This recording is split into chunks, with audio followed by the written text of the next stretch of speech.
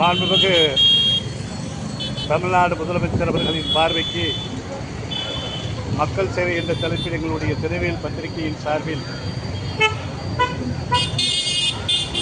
தென்காசி மாவட்டத்தில் கடையநல்லூருடைய சட்டமன்ற தொகுதியில் மக்கள் சார்பில் வைக்கின்ற கோரிக்கை என்று சொன்னால், கடந்த அண்ணா திராவிட முன்னேற்ற கழகத்தினுடைய ஆட்சி காலத்தில் கடையநல்லூருடைய சட்டமன்ற தொகுதியை தாலுகா அலுவலமாக மாற்றியமைத்த பெருமை முன்னாள் அமைச்சர் செந்தூர் பாண்டியன் அவர்களுக்கு உண்டு.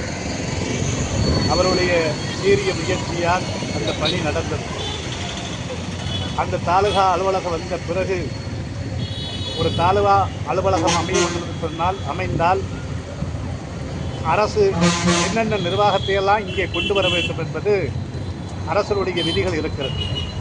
அந்த விதிகளில் கடந்த 10 ஆண்டுகள் ஆகிவிட்டன. கடையநல்லூர் தாலுகா வந்த பிறகு ஒரு நீதிமன்றம் கூட இல்லை. ஆகவே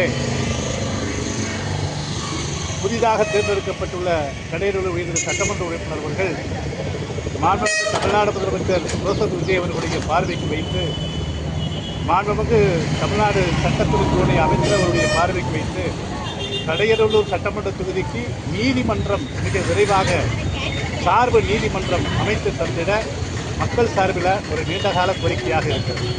இந்த கோரிக்கையினுடைய உயர்ந்த சட்டமன்ற உறுப்பினர் அவர்கள் போர்க்கால அடிப்படையில் மிக விரைவாக இதை செயல்படுத்திட தொகுதி மக்கள் எதிர்பார்க்கிறார்கள்.